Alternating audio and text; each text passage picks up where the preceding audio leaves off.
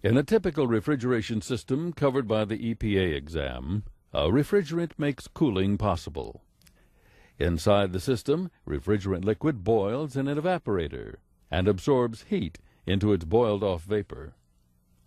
The evaporator is a heat transfer component that is fed a low-temperature, high-pressure liquid that is forced through a small orifice called a metering device. The metering device can be either a fixed orifice, such as a cap tube, or a variable orifice, such as an expansion valve. A compressor is used to convert the high-pressure refrigerant liquid to a low-temperature, low-pressure vapor. The tubing connecting the intake of the compressor to the evaporator is called a suction line. On its intake stroke, a compressor pulls in refrigerant vapor that has been heated above its saturation temperature by the heat absorbed at the evaporator. This vapor is called superheated vapor. The compressor compresses the low-pressure vapor to a high-pressure vapor and forces it into the outlet.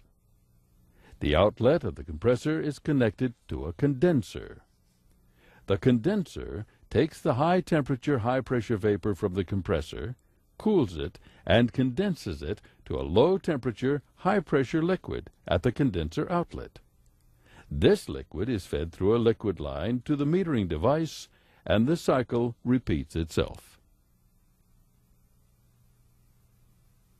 A refrigeration system, any refrigeration system, must be evacuated of all air and moisture to operate properly. It also must be charged with the correct charge of refrigerant.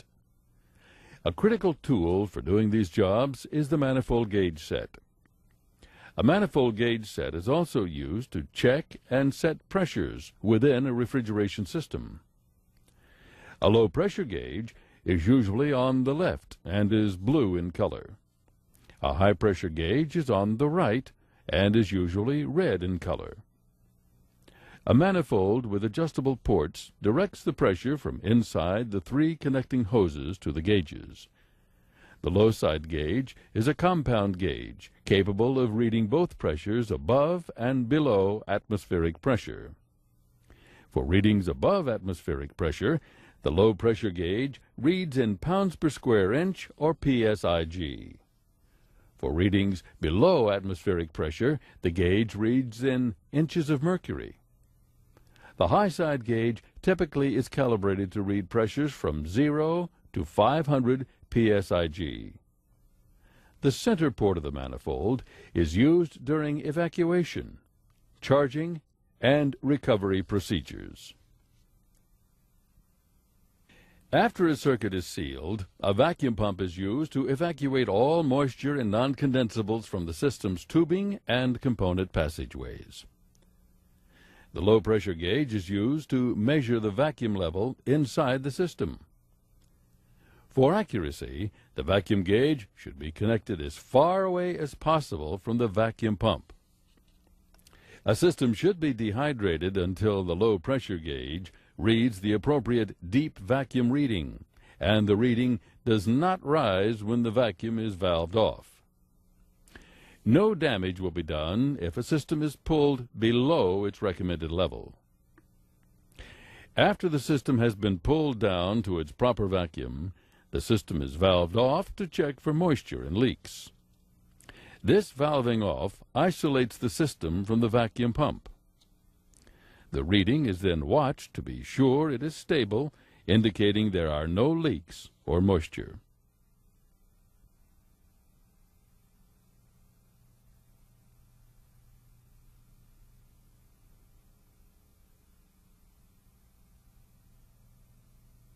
Ozone in the stratosphere above the Earth consists of molecules containing 3 oxygen atoms. Although similar to oxygen in chemical makeup, ozone has few of oxygen's properties. In the stratospheric layer of our atmosphere, ozone is vital to our health. The stability of the ozone layer and its chemical balance can be changed by the introduction of chlorine atoms from Earth. One chlorine atom, because it is part of a chain reaction, can destroy 100,000 ozone molecules. One class of refrigerants often used in the past is the chlorofluorocarbon group, or CFCs. They contain chlorine, fluorine, and carbon. The commonly used CFCs are CFC 11, 12, 113, and 114. The CFCs do not dissolve in water, and they do not break down into other compounds that dissolve in water. CFCs cannot be washed out of the lower atmosphere, so they rise to higher altitudes where they break down.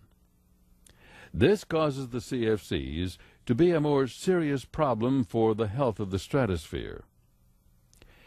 Another group of chlorine-based refrigerants are the hydrochlorofluorocarbons, or HCFCs.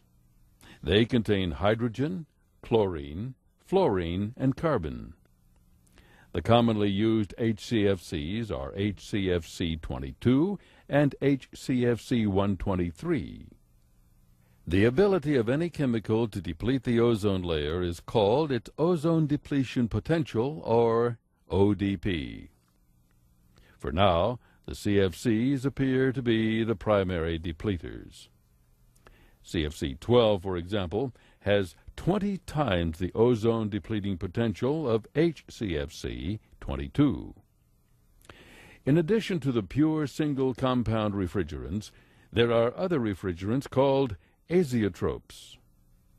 An azeotrope is a mixture of two or more compounds, in this case refrigerants, where the mixture behaves like a single chemical, in this case a new refrigerant.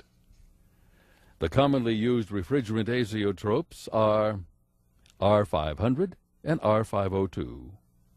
Each contains CFCs and HCFCs. The recent appearance of increased levels of chlorine monoxide has caused heightened fears of ozone depletion. The increase in the quantity of CFCs in the stratosphere has been measured through high-altitude air sampling. Increases in both chlorine and fluorine have been detected in the stratosphere. The increases in both these chemicals match the increases in emissions from CFCs. Emissions from volcanoes have been discounted because the amount of volcano-generated chlorine reaching the stratosphere is low. Should a weakening of the ozone layer continue, the results could be critical for all inhabitants of Earth. The ozone layer does valuable filtering work. It blocks much of the harmful ultraviolet radiation emitted from the sun, and it helps to keep our Earth's temperature stable. Other effects of ozone depletion are skin cancer and other radiation-related diseases increase. Cataracts can more easily occur. Timber growth is reduced. Crop yields are lowered. Marine life and the food chains are impaired. Ground-level ozone is increased. Immunity against disease is reduced. Evidence says the ozone layer must be protected.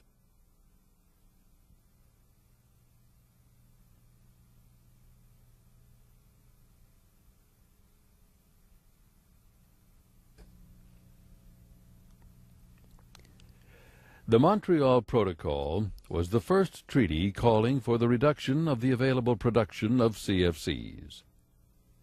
Later, the Montreal participants met again in London in 1990 and agreed to add the HCFCs to the schedule of production phase-out. The CFCs, HCFCs, and halons are now covered. In 1992, the United States ordered the stoppage of all CFC production and importation after December 31, 1995. Any CFCs used will come from recovery and recycling operations. Recovery of refrigerants is necessary for adequate future supplies and the prevention of stratospheric ozone depletion due to venting refrigerant. Congress gave authority to the Environmental Protection Agency to write the necessary regulations to implement the rulings in Section 608 of the Clean Air Act. In addition, many states and municipalities are creating their own laws to prevent and monitor the release of CFC and HCFC-based materials to the atmosphere. These laws must meet the requirements of the Clean Air Act and, in many cases, are stricter. According to the Clean Air Act, after July 1, 1992, no person installing, maintaining, repairing, or disposing of any appliance may knowingly vent or otherwise release into the environment any Class 1 a CFC or Class 2 a HCFC substance used as a refrigerant.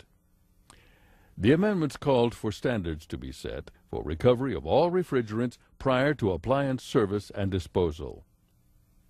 On November 15, 1995, it became illegal to vent substitutes for CFC and HCFC refrigerants. The EPA can exempt a substitute refrigerant if it determines the refrigerant is not harmful to the ozone layer. Violations of the Clean Air Act include falsifying or failing to keep required records, failing to reach required evacuation levels, and knowingly releasing CFC or HCFC refrigerants or their substitutes. Methods in the field have also changed. A technician may not add nitrogen to a charged system for the purpose of leak detection. In a charged system, the refrigerant in an appliance must first be recovered. Pure CFCs and HCFCs, when released during leak detection, are now considered a violation of the Clean Air Act.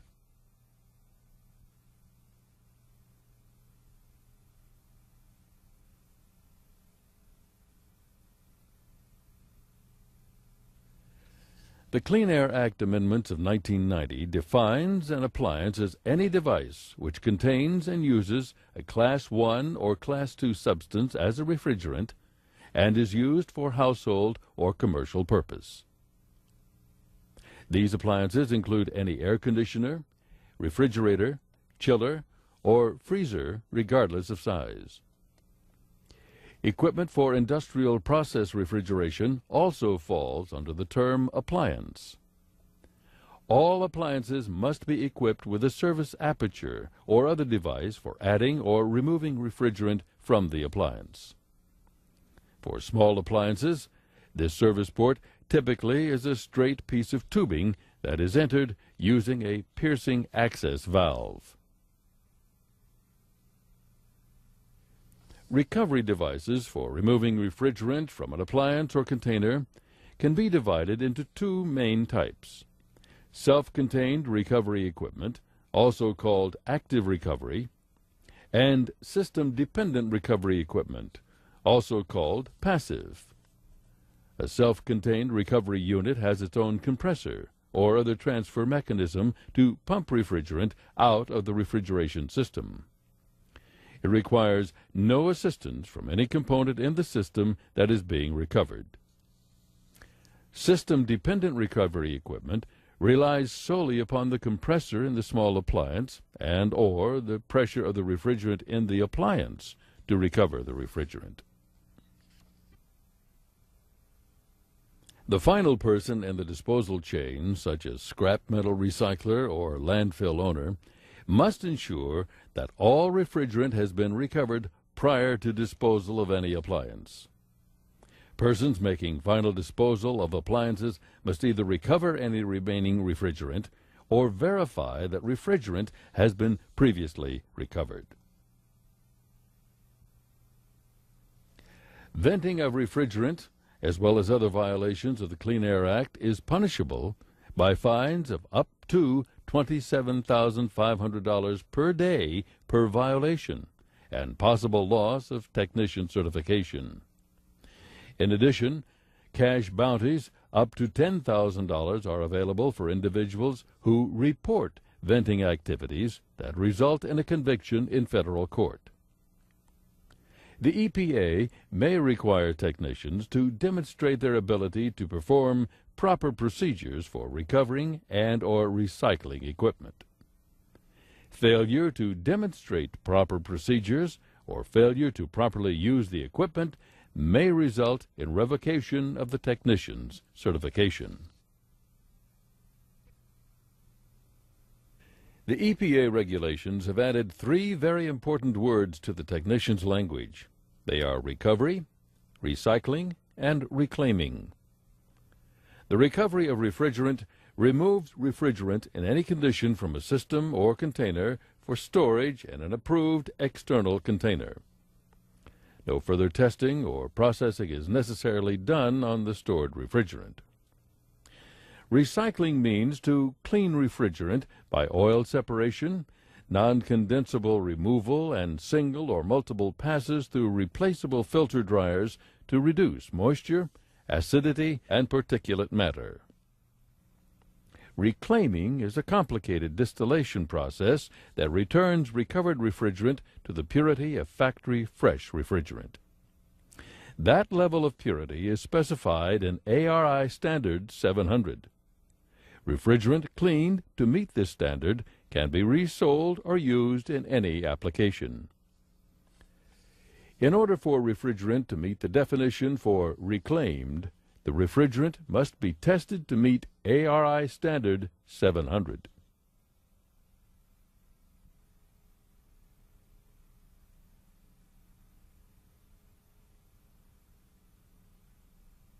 A vacuum pump and a gauge set are used to leak check a system and determine if the system is free of moisture and other non-condensables.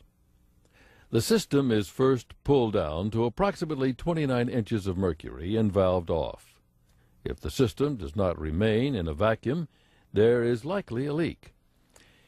Any leak within the evacuated appliance will cause the system pressure to eventually read 0 psig. To locate a leak on an empty system under the new EPA regulations, the system should be pressurized with an inert gas, dry nitrogen for example. An electronic leak detector is the preferred tool used to find leaks. This includes the ultrasonic detector. One of the advantages of electronic leak detectors over other detection methods is higher sensitivity. This fact makes the electronic detector the preferred choice when checking for small leaks. All recovery machines now manufactured are required to have an EPA-approved certification label. The speed of the recovery depends on the size of the equipment and the ambient temperature. Lower ambient conditions will increase the recovery time. Under no circumstances should different refrigerants be mixed together. No economical method exists that can separate different refrigerants that have been mixed.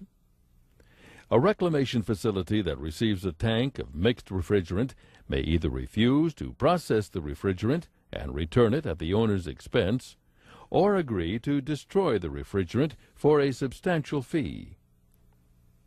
When addressing consumer complaints regarding additional service expense due to recovery efforts, the technician needs to explain to the customer that recovery is required by law and is necessary to protect human health and the environment.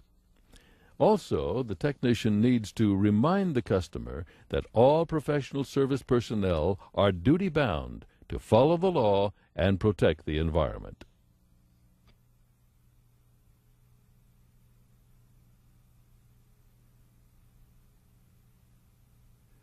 The current replacement for CFC-12 is HFC-134A. Currently, there is not a drop-in for CFC-12. A ternary blend is one made by combining 3 different refrigerants. Because the blends are not azeotropes, they can be broken down into refrigerants with different performance characteristics. Their pressure versus temperature curve, for example, is not a single discrete line. It is a family of lines. This family is called the temperature glide for the blend.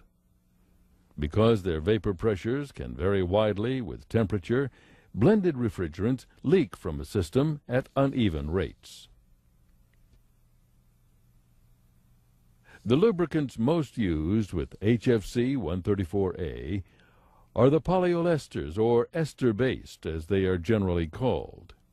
The ester-based oils are hygroscopic, meaning they readily absorb moisture. Another lubricant type, the alkybenzene type, is coming into use for some ternary blends containing HCFCs.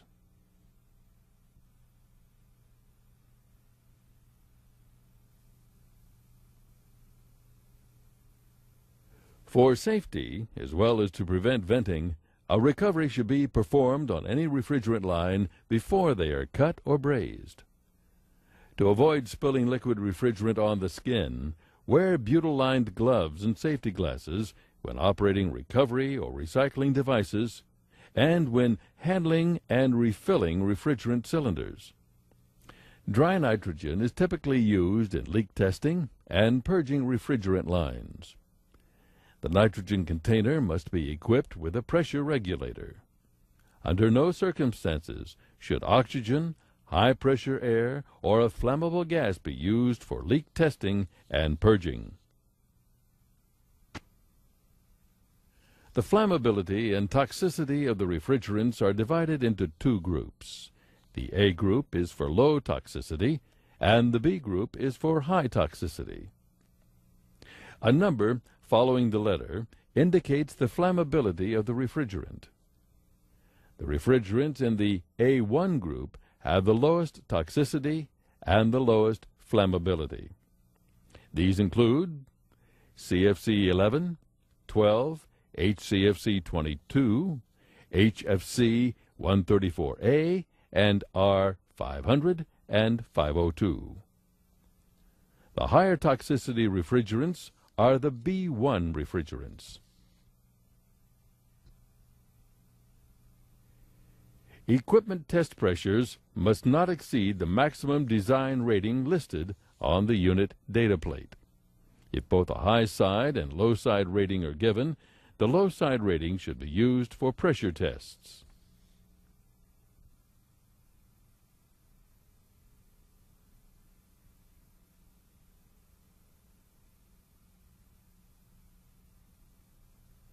Never heat a refrigerant storage or recovery tank with an open flame or live steam. It can result in the refrigerant in the tank decomposing into a toxic material, the venting of refrigerant to the atmosphere, or the tank may explode, causing serious injury to people nearby. Disposable containers may only be used for virgin refrigerant from the factory. They may never be refilled. When disposing of a disposable cylinder, its remaining refrigerant is recovered using a recovery machine in a manner similar to a system recovery. For maximum safety, the containers should be punctured before disposal. Refrigerant cylinders must be clean and undamaged, properly color-coded, and be properly secured at all times. Recovery cylinders must be Department of Transportation, DOT, approved for use as a recovery cylinder and should be colored gray with a yellow top. Never use rusted refrigerant cylinders. Extremely high pressure, called hydrostatic pressure, generated by expanding liquid in an enclosed space, could cause a refrigerant tank to rupture with extreme violence. To avoid the possibility of a hydrostatic explosion, refrigerant cylinders should never be filled above 80% by weight of the container capacity. Fill limit devices, often a part of the recovery machine, vary and include floats, thermistor-type sensors, and weighing scales. Refillable safety-tested cylinders approved by DOT and used for transport of recovered pressurized refrigerant must meet the requirements of the Code of Federal Regulation Title 49. Any time used refrigerant is transported, its container must be clearly labeled with a DOT classification tag. This includes a cylinder being transported to a reclaimer. In all that you do to meet the requirements of the Clean Air Act, be safe.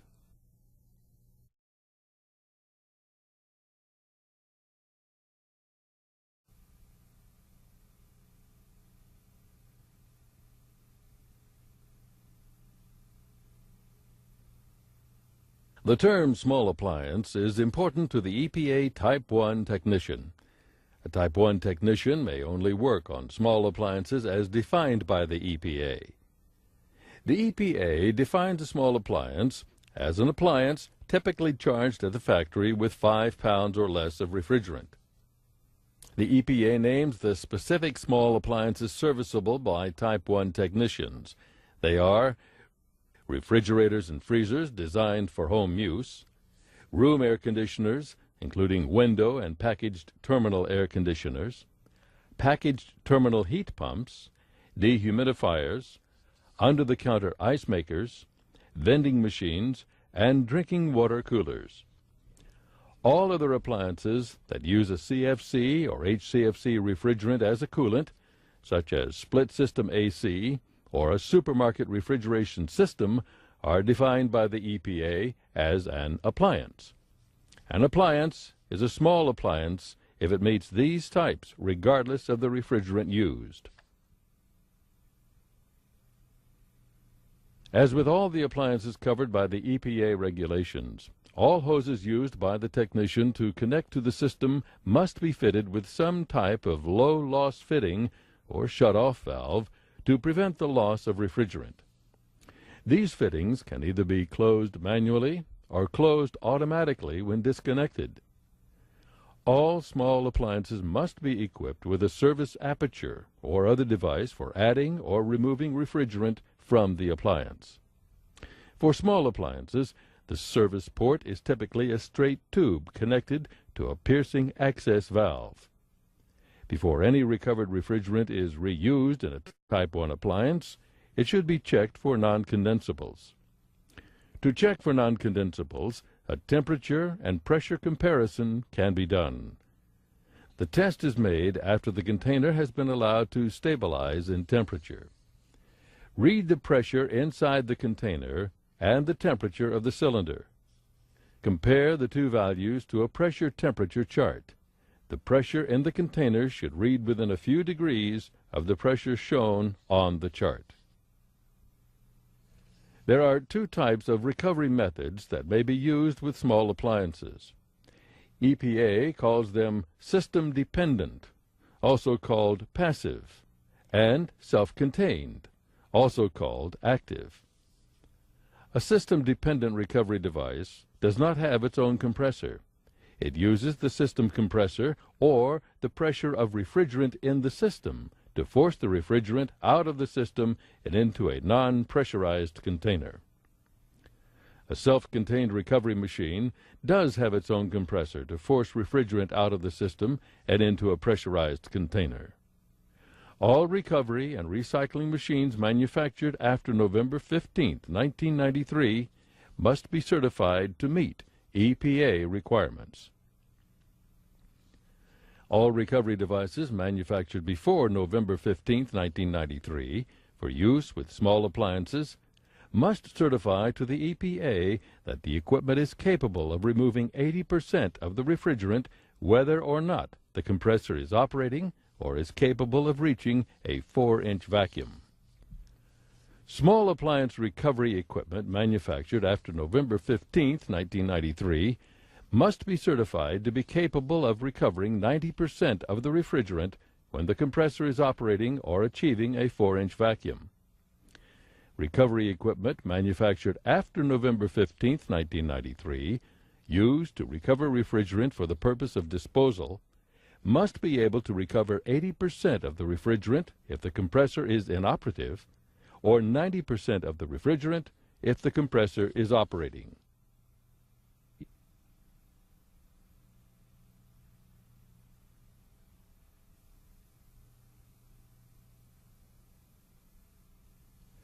Before starting a recovery, first check the refrigerant type that is in the system. This information should be on the equipment data plate. If you think a vacuum pump can be used to recover refrigerant, you are mistaken. In theory, a vacuum pump could be used as a recovery machine, but it is highly unlikely. First, it would have to be certifiable. It would also have to be connected to a non-pressurized recovery container. Both of these possibilities are not likely. The system-dependent recovery, which captures refrigerant in a non-pressurized container, can be used on a system whose compressor is not operating. On a system whose compressor is operating, a single connection to the high side is typically used. If a system-dependent recovery is used with an inoperative compressor, the recovery hoses should be connected to both the high and low side fittings. This speeds up recovery, improves recovery efficiency, and may be necessary to reach required recovery levels. Compressors must be heated and struck with a rubber mallet to help free entrapped refrigerant. Defrost heaters should be turned on where possible to further speed up refrigerant release from the system oil. On an appliance that uses a cap tube and the cap tube becomes restricted, all liquid might be in the high side condenser. On these systems, system-dependent devices should only be connected to the high side. When using a self-contained recovery machine, the recovery container must always be standing upright and be free of all non-condensables. A recovery container that is not properly evacuated or one that has an unopened inlet valve will cause excessive recovery machine discharge pressure. The recovery container should be cooled during the recovery. A recovery machine will maintain a low pressure on the system as all refrigerant within the refrigerant circuit vaporizes. Under no circumstances should different refrigerants be mixed together. No economical method exists that can separate different refrigerants that have been mixed. A reclamation facility that receives a tank of mixed refrigerant may either refuse to process the refrigerant and return it at the owner's expense, or agree to destroy the refrigerant for a substantial fee. When recovering different refrigerants, each refrigerant must be placed in recovery containers used for that refrigerant. Temporary fittings should only be installed on copper or aluminum lines and should be leak tested before proceeding with recovery. Temporary fittings must be removed after the repair to prevent leaks. This is a Schrader valve, and it can leak if not properly serviced. Schrader valves should be periodically checked for leaks, be replaced if damaged, and capped after any service procedure.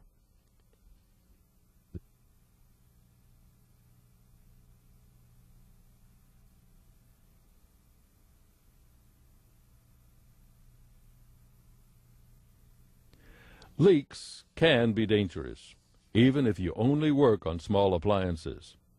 Refrigerants are heavier than air and can replace air in a confined space, leading to suffocation, also called asphyxiation. No matter what you call it, it can lead to death.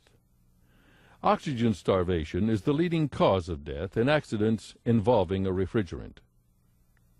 If you must enter a room where a large leak has occurred, be certain to wear self-contained breathing apparatus. If an SCBA is not available, ventilate the space and leave the area. With the new rules, be extra careful with evacuations. If a system is not fully evacuated, compressor head pressure can rise and cause moisture and oil to combine under heat to form hydrofluoric and hydrochloric acids. The system fails quicker, requiring an opening of the system. Never heat a refrigerant storage or recovery tank with an open flame. It can result in the venting of refrigerant to the atmosphere, or the tank may explode, causing serious injury to nearby people. Also, moisture will combine under heat with refrigerant and oil to form hydrofluoric and hydrochloric acids, as well as phosgene gas.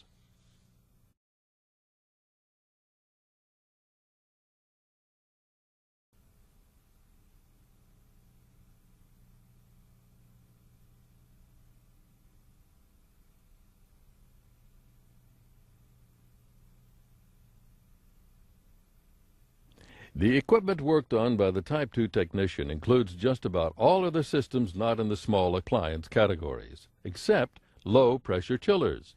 These chillers are Type 3 appliances, which we'll cover in a few minutes. HCFC-22 is the most used refrigerant in the equipment of the Type 2 category. While each component of the refrigerant system is larger than those in small appliances, the basic components are similar: a compressor, evaporator, a condenser, and a metering device. On some machines, a receiver is installed at the outlet of the condenser to store the low-temperature, high-pressure liquid until it is needed by the evaporator. They are on the high side of the system. Type 2 systems can easily load up with moisture when opened, so filter dryers must always be replaced after a system is opened for repair. A filter dryer is installed in the liquid line to filter solid contaminants and remove moisture from the liquid refrigerant. Equipment in this EPA type is charged with refrigerant in both vapor and liquid form. In systems above approximately 50 pounds of charge, the refrigerant should be liquid charged in the liquid state through the liquid line service valve. Great care must be taken when evacuating and charging Type 2 systems. With some evacuations, particularly if the vacuum pump has a high capacity, the reduction in pressure on the system can cause any moisture in the system to freeze. The frozen moisture can often be removed by shutting off the pump and increasing the pressure to allow the ice to melt. Under these conditions, the system pressure must be raised with dry nitrogen only. For many larger systems, the use of inches of mercury on a low-pressure gauge is too crude to be used. The pressure in these systems must be so near a perfect vacuum that a more precise measurement called a micron is used. Measurements are taken with a micron gauge. The access valves on Type 2 equipment are more complicated than on the small appliances. Typically, a single adjusting stem controls the porting of 3-position service valves. Adjusting the stem changes the valve to one of 3 positions: refrigerant flow through a main line as well as a gauge port, refrigerant flow through the main line only with the gauge port closed. This is called backseated, and all ports closed. Since Type 2 equipment can often operate at very low temperatures, sight glasses can freeze over with ice. Should this occur, the sight glass can be cleaned with an alcohol spray. Many sight glasses include a moisture indicator to check the moisture content of the refrigerant. The indicator should be periodically checked.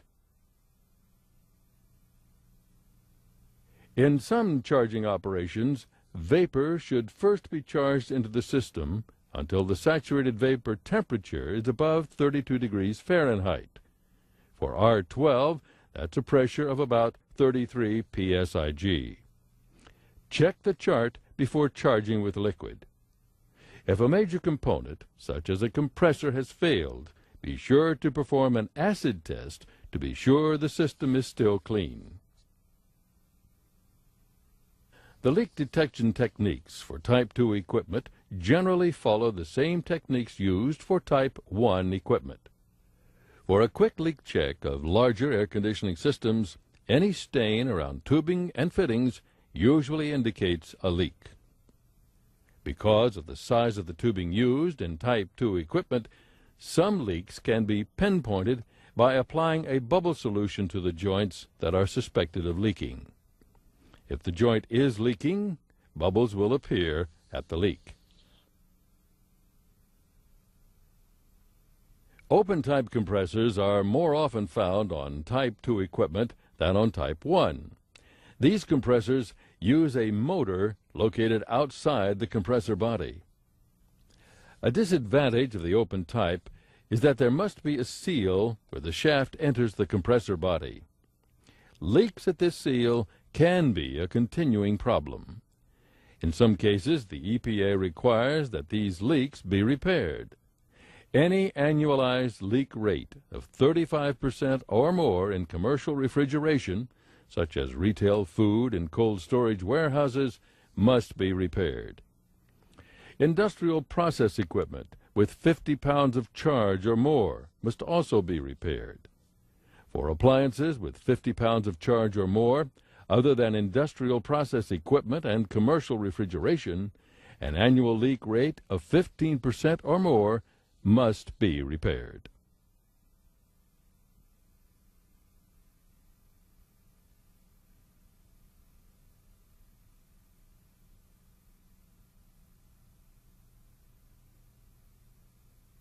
As with all equipment with an EPA-controlled refrigerant, before starting a recovery, check the equipment to see which refrigerant is used. The equipment data plate should provide this information. Recovering refrigerant from a system in vapor phase will minimize loss of oil. Liquid recovery, however, is much faster. Make sure a liquid access fitting is available. Remember that some vapor remains in the system and might not be removed with a liquid recovery. A vapor recovery must be used to remove any remaining refrigerant vapor. If a recovery machine is to be used again for a different refrigerant, it must first be cleaned of all residue of the first refrigerant. The oil must be drained and replaced with new oil. All filters must be replaced, and the machine must be evacuated with another recovery machine or a pump-out cycle. For recovery from some large systems, water-cooled recovery machines are used. Typically, their water-cooled condensers are connected to a nearby municipal water tap.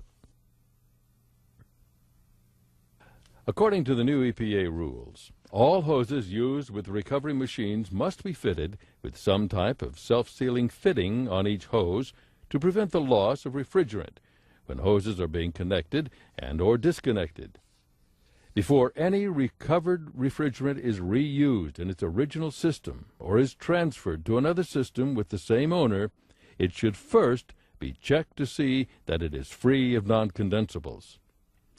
If the recovery cylinder is full, 80% maximum by allowable weight, it can be disconnected and an empty recovery cylinder substituted. The empty recovery cylinder must be evacuated of all non-condensables before it can be used for recovery. The system must remain off with the service valves open during the recovery procedure. As much as possible, all solenoid valves should be open. Be certain the recovery machine is properly lubricated. If an evacuation of the recovery machine is necessary, it should be done prior to the recovery.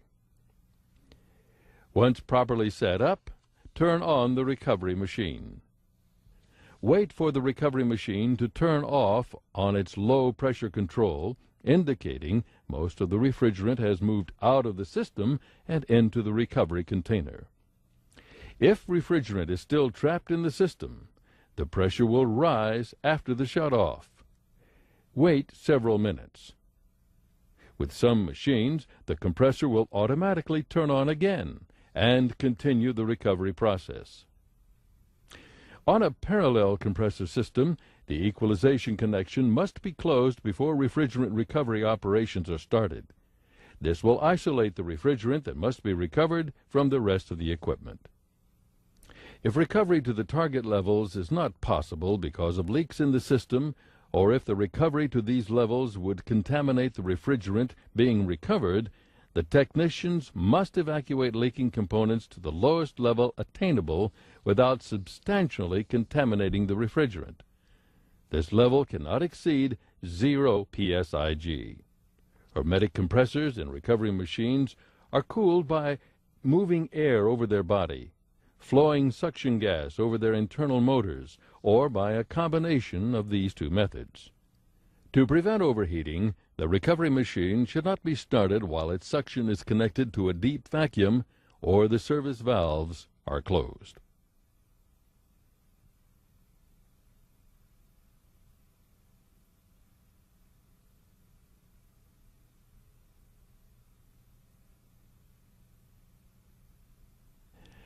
ASHRAE Standard 15 specifies the requirements and use of oxygen deprivation sensors in equipment machine rooms. For many rooms, refrigerant monitoring is required for all refrigerants. Pressure relief devices are used to protect large refrigeration systems. If more than one relief valve is used, the valves must not be installed in series. They must be installed in parallel.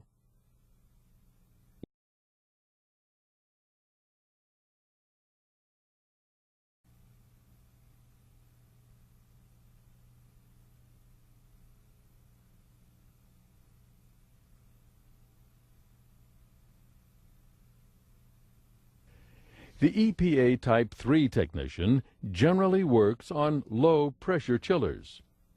Chillers are usually charged with liquid through the evaporator charging valve.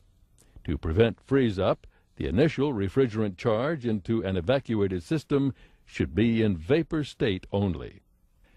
Adding liquid refrigerant should be avoided until the gauge pressure, when checked against a pressure-temperature chart for the refrigerant in use, indicates a temperature above freezing, typically 36 degrees Fahrenheit. Liquid refrigerant charged into a chiller that is under a deep vacuum will drop to an extremely low temperature. Rupture discs are used in low-pressure chillers to relieve pressure. The rupture disc is connected at the evaporator and is typically set to open at 15 psig. The rupture disc is piped to the outdoors for venting. Since water is often present in the chilled water pump and water tubing, the circulating pump should be running during a recovery. This step will prevent possible freeze-up of the water as pressure is reduced on the refrigerant. The refrigerant in low-pressure equipment is typically at pressures below atmospheric. Due to the many gaskets and fittings used in this type of system, air leakage and moisture entering the system are common problems. If these are not repaired, system efficiency can be severely affected. With systems as large as most chillers, contamination is a problem. To minimize the effects of this contamination, purge cycles are almost universally used. Purging is accomplished with a purge system made up of a compressor, oil separator, and purge drum. The inlet of the purge compressor is typically connected to the top of the condenser.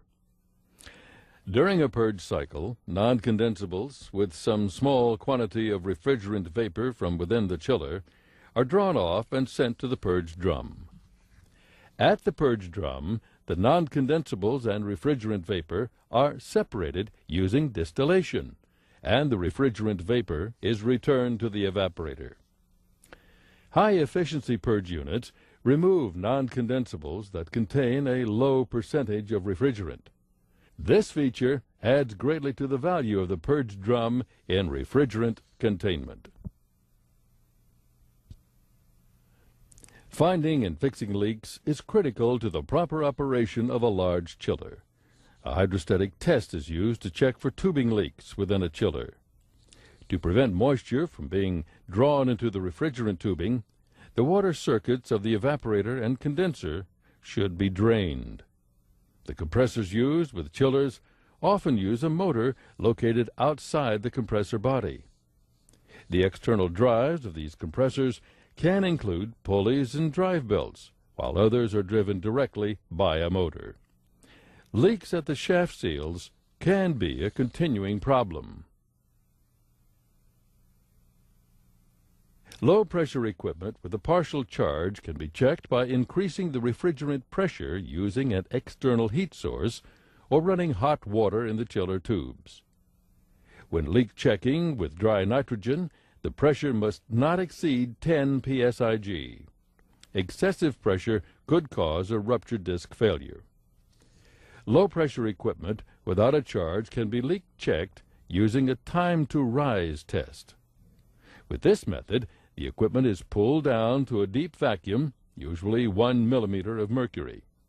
The system is then valved off, and a check is made of the stability of the vacuum.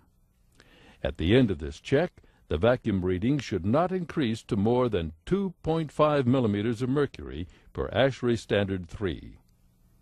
The need for purging can be reduced by leak checking and repairing any leaks on a regular schedule. When leak checking, a low-pressure system for leaks between the refrigerant circuits and the water circuits, the chiller barrel can be emptied of all water and a leak check can be made at the drain valve with the water off. Because of the larger capacities of Type 3 equipment, leak repair is more frequent. On June 14, 1993, the EPA mandated that for appliances with 50 pounds of charge used for industrial process equipment and commercial refrigeration with an annualized leak rate of 35% or more must be repaired. For appliances with 50 pounds of charge or more, other than industrial process equipment and commercial refrigeration, an annual leak rate of 15% or more must be repaired.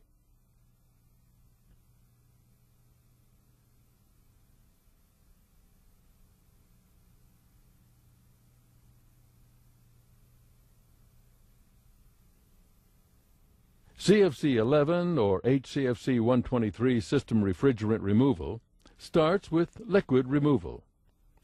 One shortcoming with liquid recovery is that some vapor remains in the system and cannot be removed with the liquid recovery. A vapor recovery must be used to remove any remaining refrigerant vapor. When the removal of oil from a low-pressure system is required, the oil should be heated to 130 degrees Fahrenheit because less refrigerant will be contained in the oil at the higher temperature. Vapor recovery condensers can be either air-cooled or water-cooled. Water-cooled condensers are cooled with water from the local water supply. When using the push-pull method to recover refrigerant from a low-pressure chiller, the recovery unit's high-pressure cutout should be set for 10 psig.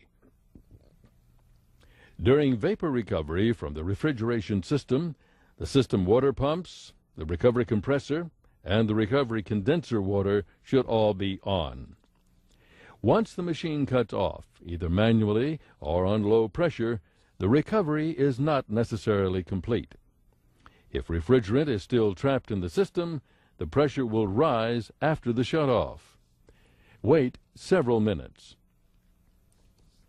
With some machines, the compressor will automatically turn on again and continue the recovery process. If evacuation to the target levels is not possible because of leaks in the system, or if the recovery to these levels would contaminate the refrigerant being recovered, technicians must evacuate leaking components to the lowest level attainable without substantially contaminating the refrigerant. This level cannot exceed 0 psig. To pressurize a system prior to a minor repair, a technician can increase the refrigerant pressure using an external heat source or run hot water in the chiller tubes. With some evacuations, particularly if the vacuum pump has a high capacity, the reduction in pressure on the system can cause any moisture in the system to freeze. The frozen moisture can often be removed by increasing the pressure to allow the ice to melt. Under these conditions, the system pressure must be raised with dry nitrogen only.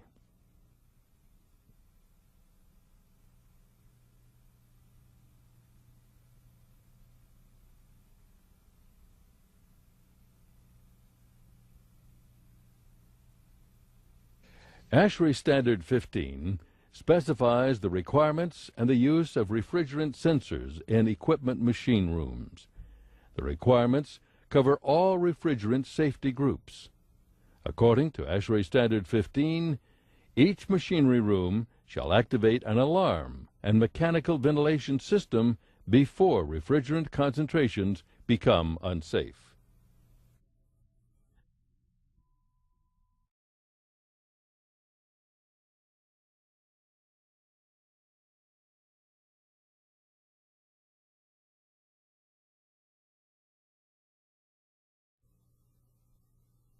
Liquid refrigerant in a system can migrate to the compressor under some conditions.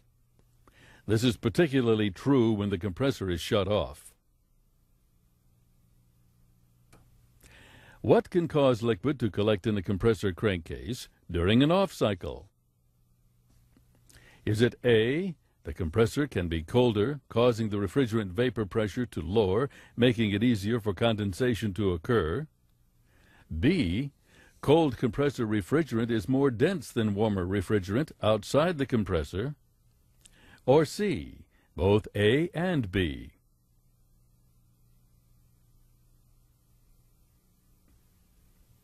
If you answered A, you're correct. As refrigerant temperature lowers, vapor pressure lowers. Refrigerant that is warm with a higher vapor pressure migrates to the compressor crankcase. The density of a refrigerant has little to do with it condensing in the crankcase. Only A is the correct answer.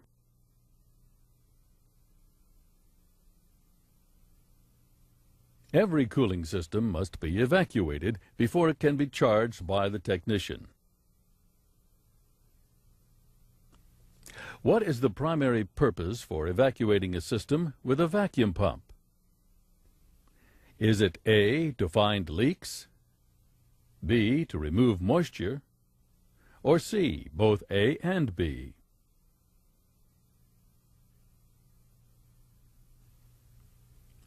If you answered B, you are correct. The primary purpose is not to find a leak. While it can be difficult to pull a vacuum on a leaking system, an evacuation is not a preferred method for finding the leak. A deep evacuation causes the water in a system to vaporize and then be removed by the vacuum pump. This is called dehydration. Only B is a correct answer.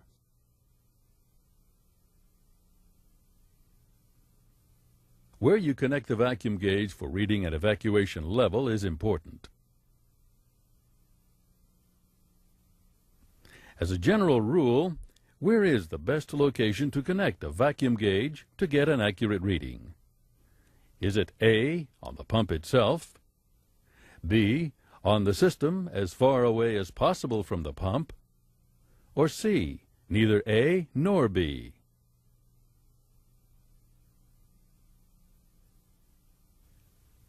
If you answered B, you're correct. A connection on the pump only tells you the vacuum level of the pump. You wish to measure the vacuum in the system, so that's where you must make the connection. Only B is a correct answer. To prevent problems, as much moisture as possible must be removed from a system prior to its charging. What is the most likely result of moisture remaining in a system? Is it A, acids can corrode metal parts, B, head pressure can increase, or C, both A and B?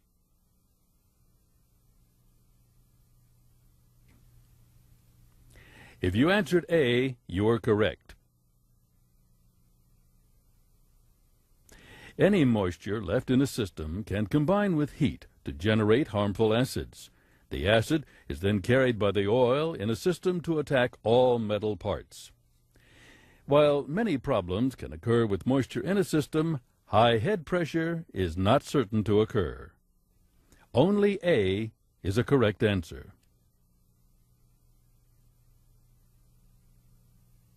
Hoses connecting a recovery machine to a system should be as short as possible. What can happen if excessively long recovery machine hoses are used? Is it A, pressure drop increases, causing recovery time to increase? B, refrigerant emissions from the hoses increase? Or C, both A and B?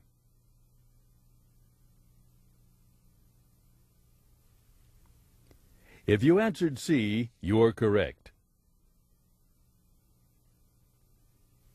Pressure drop in any hose increases with the length of the hose.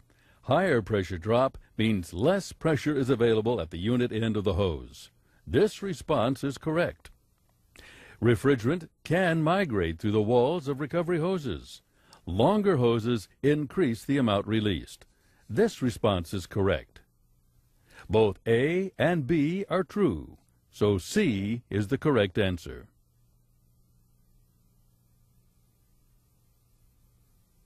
Many refrigerants that are made by blending other refrigerants contain a CFC-type refrigerant in the blending. Which of the following refrigerants contain a CFC refrigerant? Is it A, R22, B, R500, or C, R123?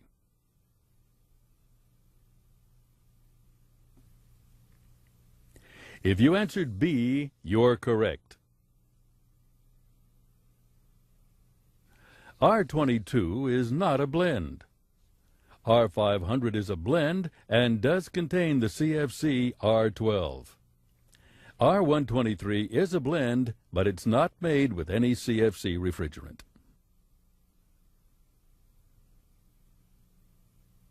An azeotropic refrigerant is a refrigerant that is made by combining other refrigerants. What is unique about the operating characteristics of an azeotropic refrigerant? Is it A, it is a blend of 3 other refrigerants? B, it performs as a different refrigerant and does not break down over a full temperature range? Or C, neither A nor B?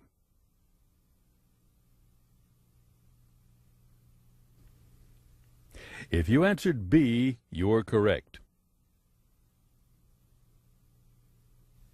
An azeotrope can be made with 2, 3, or even more refrigerants.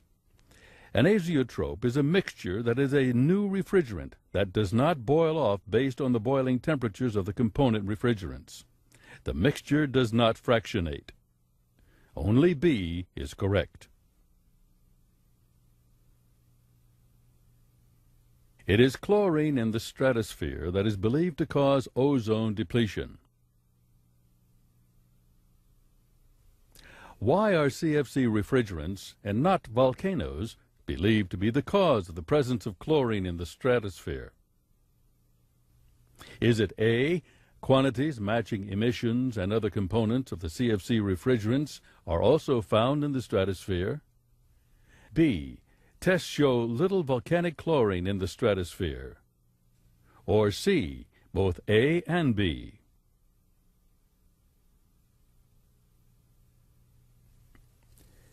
If you answered C, you're correct.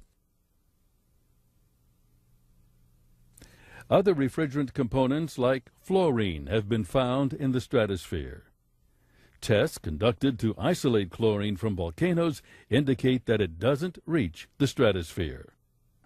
Both A and B are true, so C is the correct answer.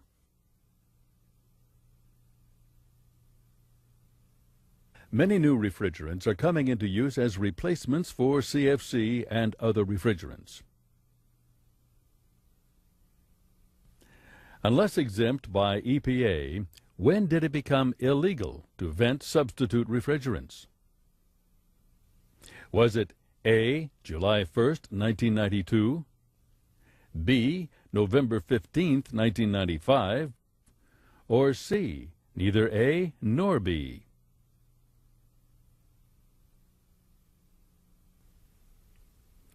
If you answered B, you're correct.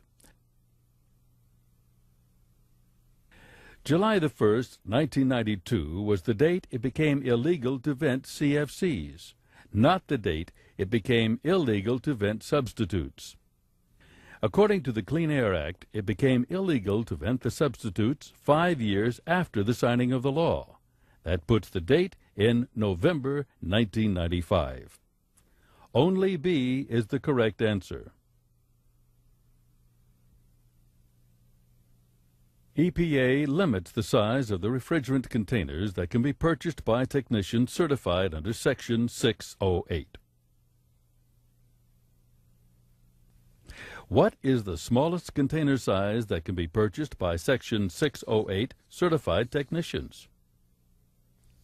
Is it A, a 12-ounce container, B, a 10-pound container, or C, a 20-pound container?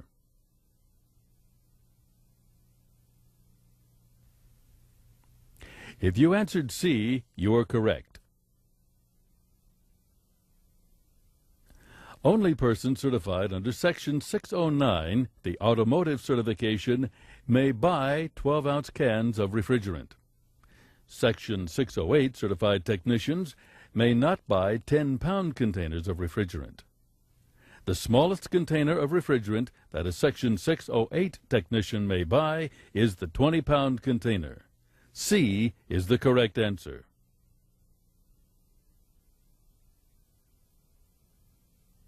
One leak checking method uses a compressed gas to pressurize the system. What gas used for leak checking causes the lowest damage to the environment? Is it A, nitrogen alone, B, nitrogen and refrigerant, or C, compressed air and refrigerant?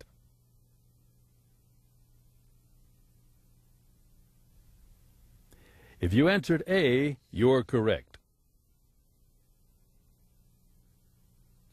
Nitrogen is harmless to the stratosphere and should be used to pressurize a system. While refrigerant mixed in trace quantities with nitrogen can be used, it is not the most preferred method. Venting any quantity of refrigerant should be avoided. Compressed air should never be used for leak checking. It can be dangerous.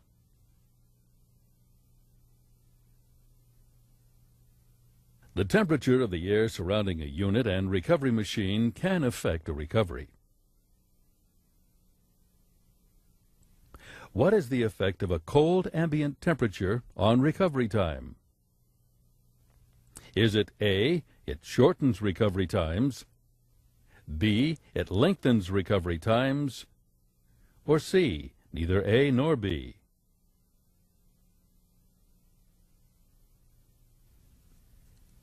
If you answered B, you're correct. A cold outside temperature does not increase the rate of recovery.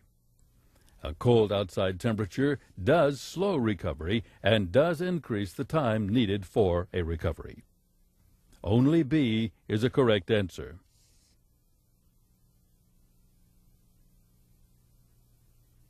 Technicians should avoid mixing refrigerants in recovery operations. What can be the result of mixing refrigerants? Is it A, it adds to the difficulty in reclaiming the refrigerant, B, it's a violation of EPA regulations, or C, both A and B?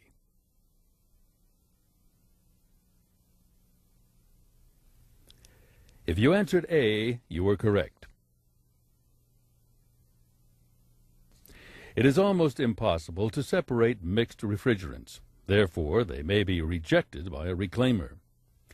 It is not a violation of the regulations to mix refrigerants, but it should not be done. Only A is a correct answer. Technicians must now become accustomed to charging with blended refrigerants. What is the proper method of charging a blended refrigerant?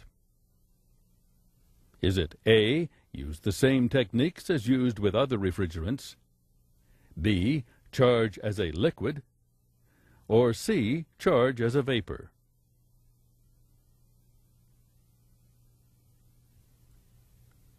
If you answered B, you're correct. Typically, you should not use the same method for charging with blended refrigerants as are used with non-blended refrigerants. Blends should be charged as a liquid. Charging with a vapor can cause fractionation of the refrigerant, which should be avoided.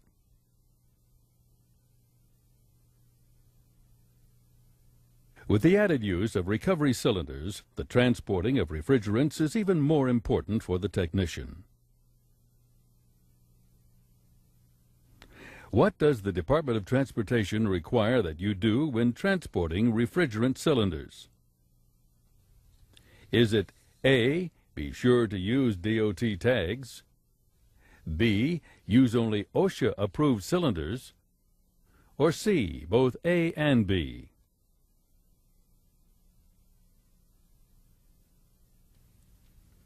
If you answered A, you're correct. DOT does approve containers, and only those containers approved should be used.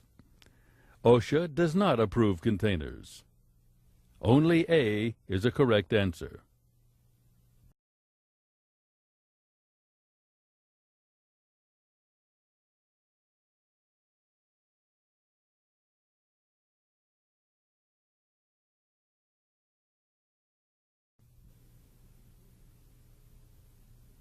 You've recovered some refrigerant, and you wish to check the refrigerant using a pressure-temperature comparison test.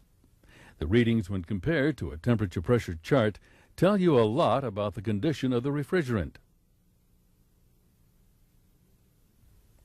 What will accurate readings of pressure and temperature tell you? Is it A, if air or non-condensables are present in the refrigerant, B, the amount of refrigerant in the cylinder or if the refrigerant is damaged, or C, both A and B?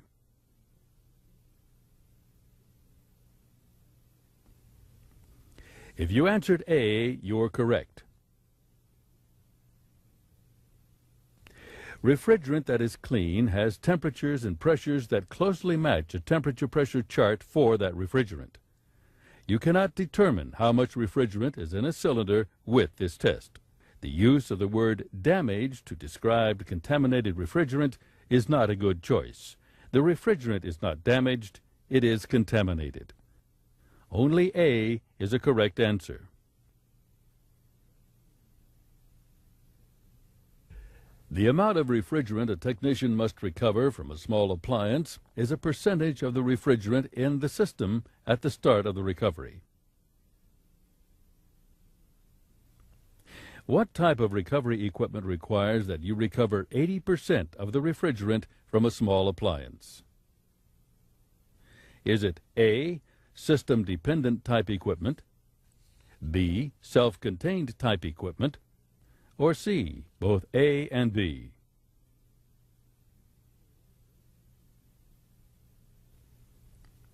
If you answered C, you're correct. When using a system-dependent recovery machine, you must recover at least 80% of the refrigerant in a small appliance. When using a self-contained type recovery machine, you must recover at least 80% of the refrigerant in a small appliance. This is the correct answer. Regardless of the type of recovery equipment used, the technician must recover at least 80% of the refrigerant in a small appliance.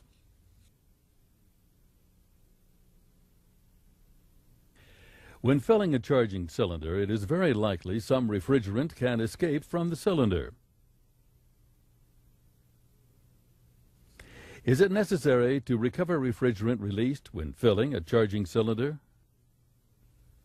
Is it A, yes, but only if the refrigerant is a regulated refrigerant, B, no, this is a de minimis release, or C, yes, always?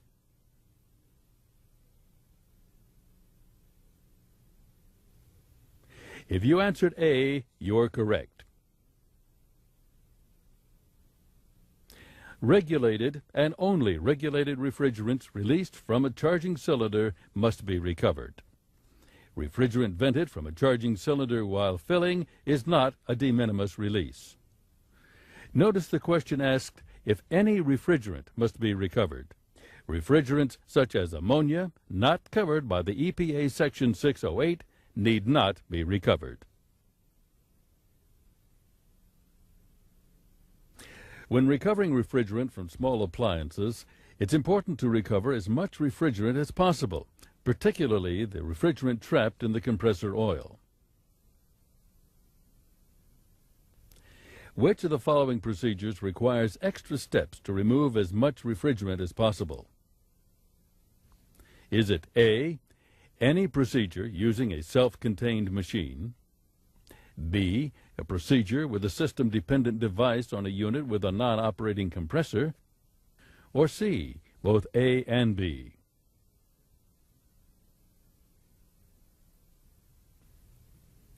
If you answered B, you are correct. When using a self-contained recovery machine, a high percentage of refrigerant can be recovered without added steps. Doing a recovery with a system-dependent device on a unit with a non-operating compressor requires extra steps to remove as much refrigerant as possible. Only B is the correct answer.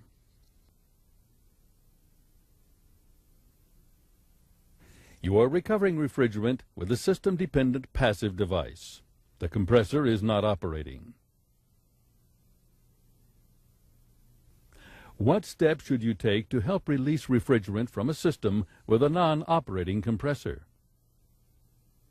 Is it A, pressurize the system with nitrogen, B, heat the compressor and strike it with a rubber hammer, or C, none of the above? The refrigerant will release by itself.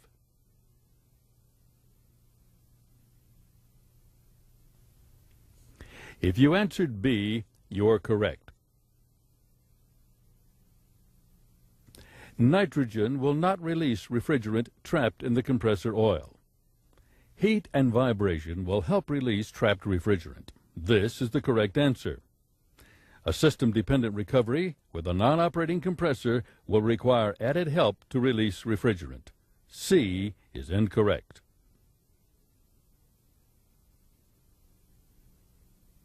A system-dependent recovery device is one type of recovery tool a technician can use. Which of the following is true of a system-dependent recovery device? Is it A, it uses a non-pressurized container, B, it can only be used with an operating compressor, or C, both A and B?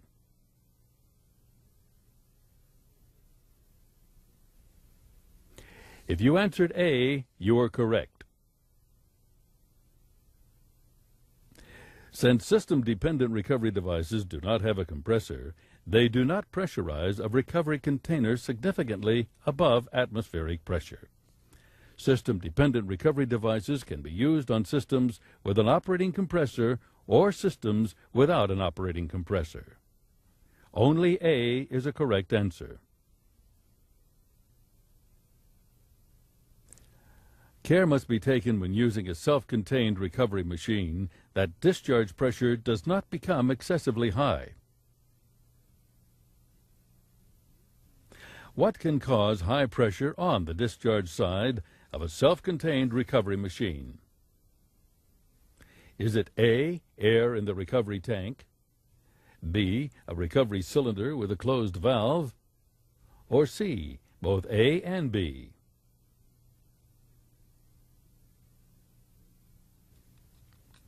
If you answered C, you are correct. Air in a recovery tank does not condense and can increase head pressure in the recovery machine. A blocked valve shuts off flow to the recovery tank and increases head pressure. Both A and B are true, so C is the proper answer.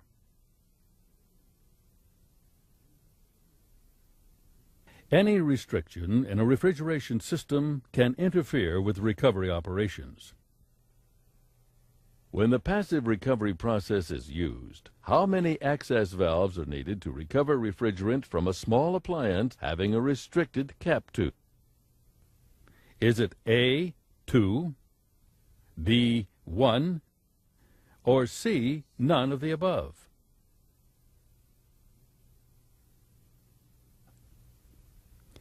If you answered A, you are correct. 2 valves are needed. Because the cap tube is restricted, the recovery machine must empty both sides of the system. 1 valve does not allow recovery from both sides of the system.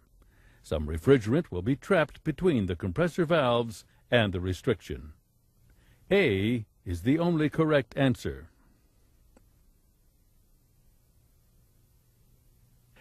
Maintenance is important on the systems that a technician services. The maintenance on recovery machines is also important. Which of the following maintenance steps should be performed regularly on recovery equipment?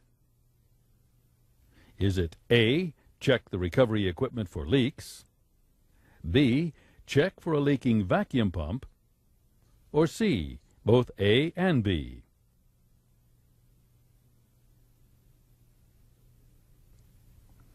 If you answered A, you are correct. A recovery machine, in many ways, has the same leak possibilities as other equipment and should be checked regularly. This response is not correct because what the industry calls a vacuum pump is not a part of a recovery machine. This answer does not apply. Only A is a correct answer.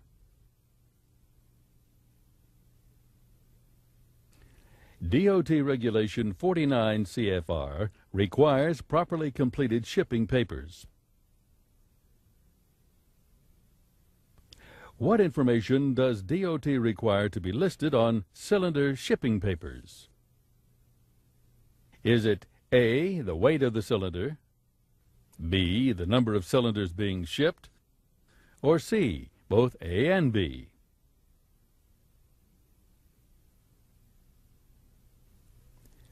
If you answered B, you are correct. DOT 49 CFR does not require the weight of a cylinder. DOT does require the listing of the number of cylinders being shipped. Only B is a correct answer.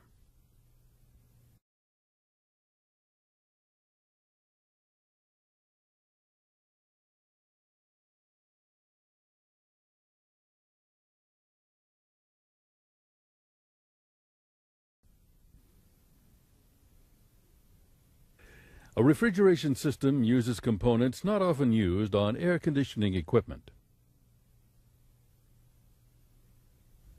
What component typically collects refrigerant liquid from the condenser in a refrigeration system? Is it A, an accumulator, B, a receiver, or C, an expansion valve?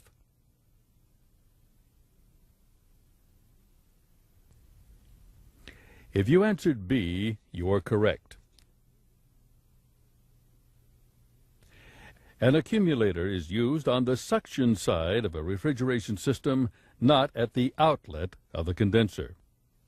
A receiver is the correct answer. It holds excess refrigerant not needed by the evaporator. An expansion valve does not collect refrigerant from the condenser. In a refrigeration system, it is connected to the liquid line, typically after a receiver.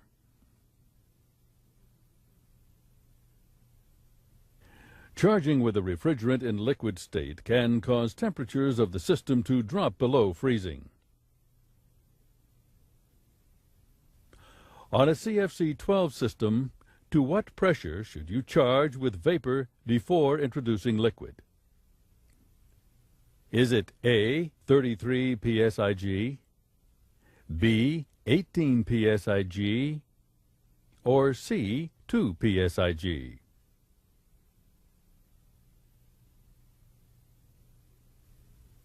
If you answered A, you are correct. At 33 psig, the temperature of CFC-12 is 36 degrees Fahrenheit, so it and any moisture in or near the system is above freezing. This is the correct answer. At 18 psig, CFC-12 is at a temperature of 16 degrees Fahrenheit, which is below freezing. The pressure is too low, and freezing could occur. At 2 psig, CFC-12 is at 16 degrees below zero, which is much too cold to prevent freezing. The EPA has mandated a list of regulations for recovery and recycling machines. Which of the following rules must be met by recovery recycling equipment made after November 15, 1993? Is it A, they must be tested by a third party to meet stricter standards than those prior to November 15, 1993? B, they must be capable of separating out any oil? Or C, both A and B?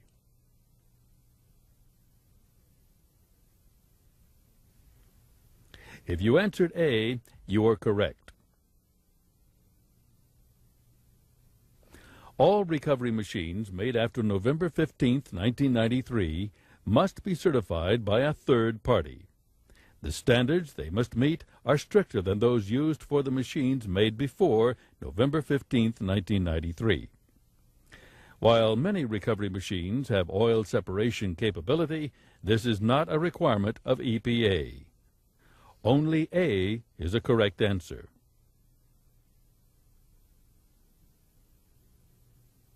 You've assembled a system and are getting ready to leak check it.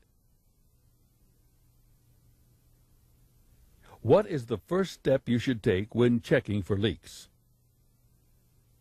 Is it A, pressurize the system with nitrogen or any other inert gas to see if it is leaking? B, pull a vacuum on the system to see if it's leaking? Or C, neither A nor B?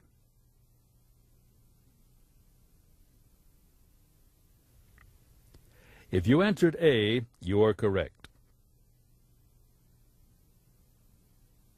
A nitrogen pressurizing of the system tells the technician if the system is leaking without pulling excess moisture and non-condensables into the system. Pulling a vacuum, while often done, is not a preferred first step in leak checking a system. Only A is a correct answer.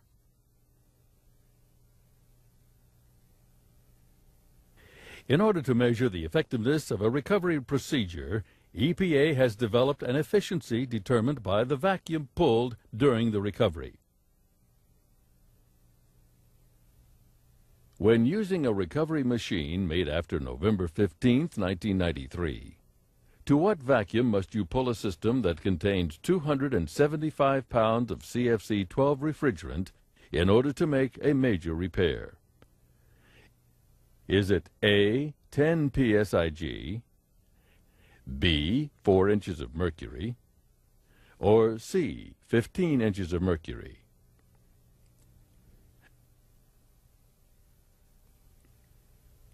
If you answered C, you're correct. The answer can be found on the recovery efficiency chart, which is in the VGI manual. 10 psig is used only for systems under 200 pounds of CFC-12. 4 inches of mercury is used only for recovery machines made before November 15, 1993. 15 inches of mercury is the correct answer.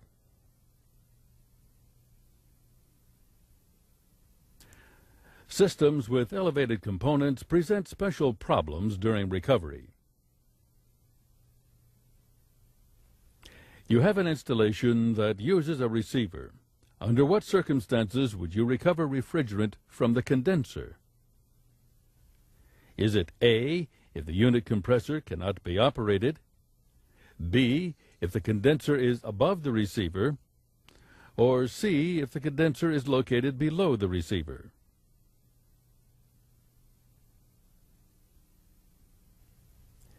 If you answered C, you're correct. Answer A is incorrect because unit compressors are not operated with self-contained recovery machines that are typically used for Type 2 refrigeration equipment. With the condenser above the receiver, a lot of refrigerant will be in the receiver. You should not recover from the condenser. If the condenser is below the receiver, most of the refrigerant will be in the condenser. That is the location you should connect to for recovery.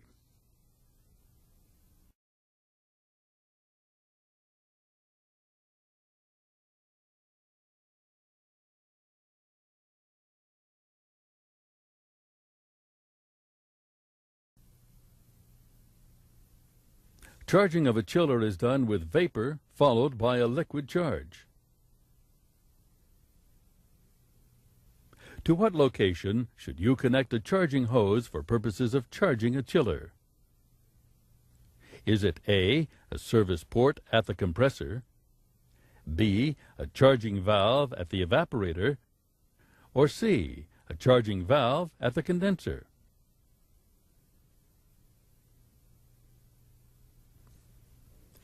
If you answered B, you're correct. You should never charge liquid into a compressor service valve. B is the correct answer. You should charge liquid into the evaporator charging valve. The charging valve on a chiller is typically at the evaporator, not the condenser.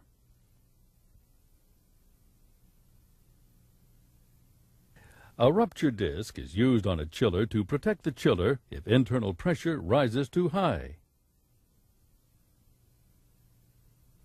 Where is a rupture disc located on a chiller? Is it A, on the evaporator, B, on the condenser, or C, neither A nor B?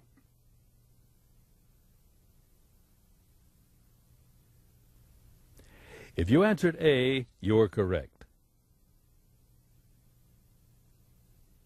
The rupture valve is located on the evaporator of a chiller.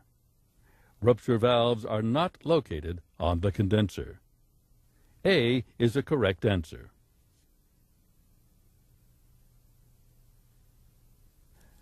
Chillers are typically charged with liquid.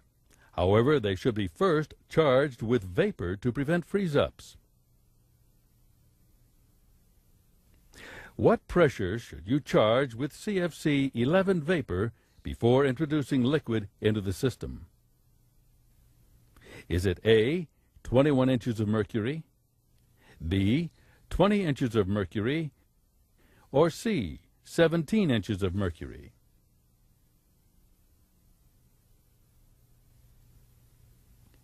If you answered C, you are correct. CFC-11 at 21 inches of mercury vacuum is 12 degrees below freezing, and freeze-ups could occur. CFC-11 at 20 inches of mercury vacuum is also below freezing, and freeze-ups could occur. CFC-11 at 17 inches of mercury vacuum is above freezing, so freeze-ups should not occur.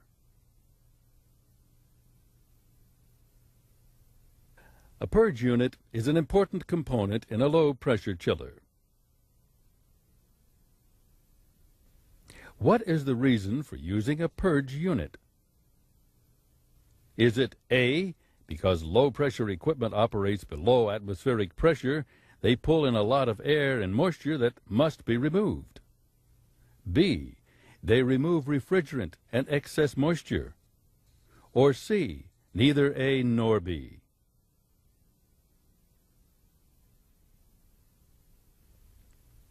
If you answered A, you're correct. The primary reason for using purge units is because low-pressure chillers operate below atmospheric pressure. While purge units do not remove some moisture, it is air they primarily remove.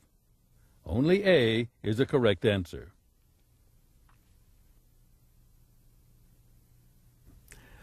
The less a purge unit is needed, the better for the technician and the customer. For this reason, purge units should have high efficiency. Which of the following is characteristic of a high-efficiency purge unit? Is it A, it releases a low percent of refrigerant as part of the air it discharges? B, it releases a high percent of refrigerant as part of the air it discharges? Or C, neither A nor B?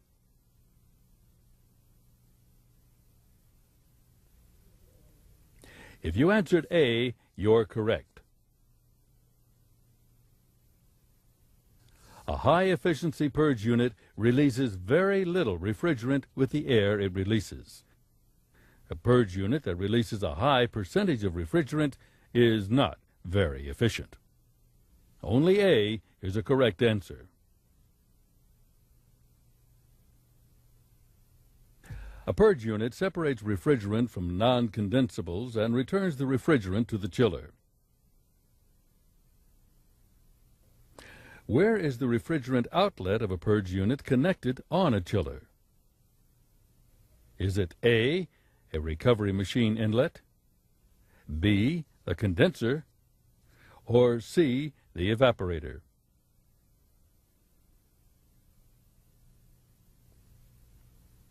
If you answered C, you are correct. A recovery machine is not involved in the normal operation of a purge unit. The returned refrigerant is not sent to the condenser. The returned refrigerant is sent to the evaporator.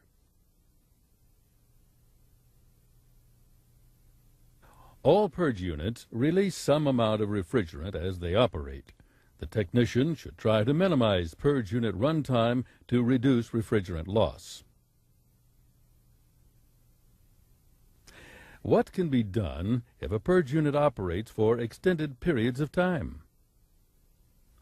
Is it A, check for leaks in the chiller and fix them, B, reroute the purge outlet back to the chiller, or C, shut off the purge unit inlet and outlet?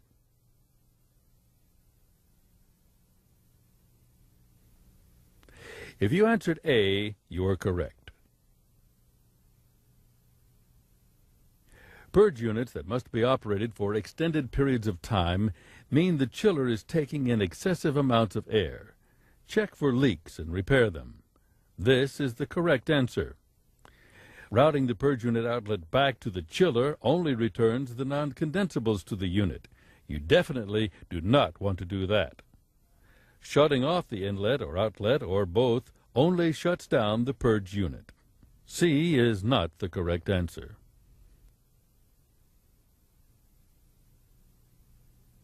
Technicians should leak-check low-pressure equipment to minimize the loss of any refrigerant to the atmosphere. Which of these techniques typically releases the least amount of refrigerant when leak-checking a low-pressure system? Is it A, pressurizing with nitrogen, B, use of a purge unit, or C, raise pressure by running hot water?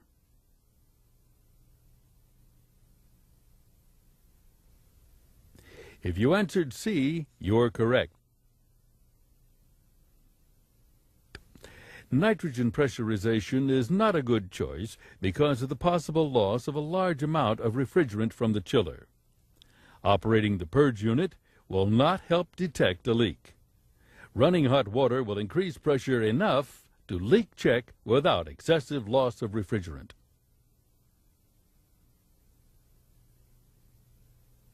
You're recovering refrigerant from a chiller that is known to be leaking.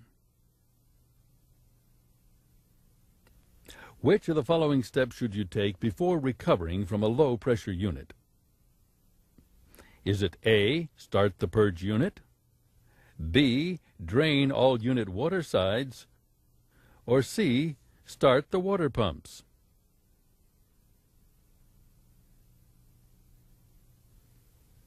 If you answered B, you are correct.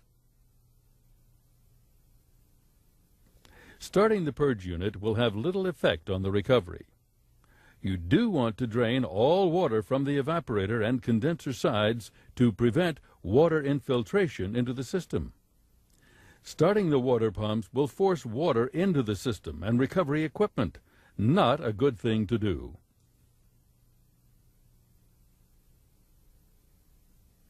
Recovery of a low-pressure system is sometimes done in the vapor phase. What should be turned on for a vapor recovery from a low-pressure unit? Is it A, only the recovery machine compressor, B, the recovery machine compressor and the unit water pumps, or C, the recovery machine compressor, the unit water pumps, and the recovery unit condensing water?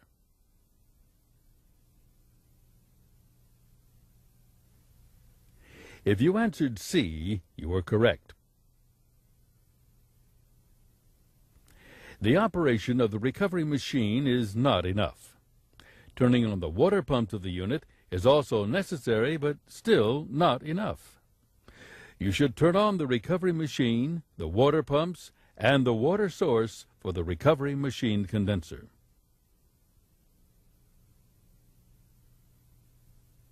Opening a system for a non-major repair is regulated by EPA. What is the preferred method of pressurizing a low-pressure system for a non-major repair? Is it A, heat the refrigerant, B, add nitrogen to the system, or C, both A and B?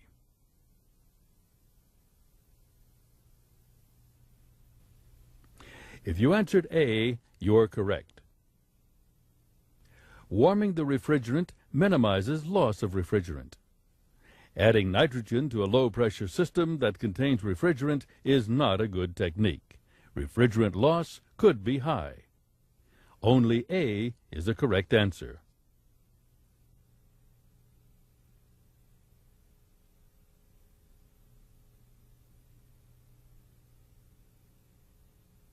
Which of the following rules is not true for recovery recycling equipment made after November 15, 1993? Is it A, they must be tested by a third party to meet stricter standards than earlier machines? B, must be capable of recovery of at least 2 refrigerants? Or C, both A and B?